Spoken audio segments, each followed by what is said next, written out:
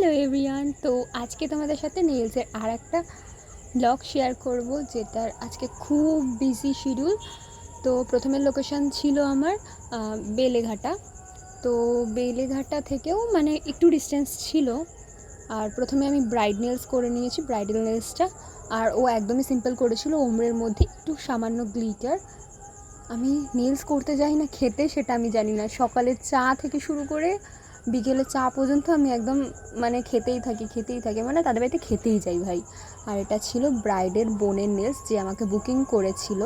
আর আজকের এই নেলসটা কিন্তু আমার খুব ফেভারিট ছিল, মানে আজকের করা কাজগুলোর মধ্যে এই কাজটা সবথেকে আমার বেস্ট লেগেছে। আর এই সেকেন্ড কাজটাও ছিল ব্রাইডের মানে দিদির।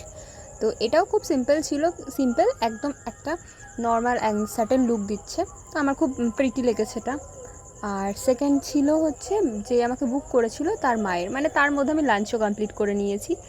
তারপর আমি বসেছি তার মায়ের নেলস করতে, অ্যান্ড সেটাও একদম সিম্পল ছিল। তারপর আমি চলে গেছি আমার সেকেন্ড লোকেশানে, যেটা ছিল ইছাপুর। তো আমাকে সেখান থেকে দিদি এসে, মানে যে আমাকে বুকিং করেছিল সে এসে নিয়ে গেছে তার বাড়িতে। আর তার বাড়িতে একটা দেখো কিউটি পাই, ওকে দেখে মনে হচ্ছে তো ছেলে, কিন্তু ও মেয়ে ভাই, এত কিউট, মানে খুবই কিউট।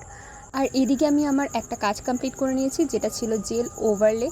আর নেক্সট ওয়ার্কটা ছিল হচ্ছে ব্রাইডাল নেলস, যেটা একদম সিম্পলের মধ্যেই ছিল। সিম্পল না, একটু হেভিই ছিল বলতে পারো, ক্যাটাই। তার সাথে আইসোলেটেড ক্রোম ছিল, স্টোন ছিল, ফ্লাওয়ার ছিল, অ্যান্ড মানে এটা ব্রাইডাল নেলস ছিল।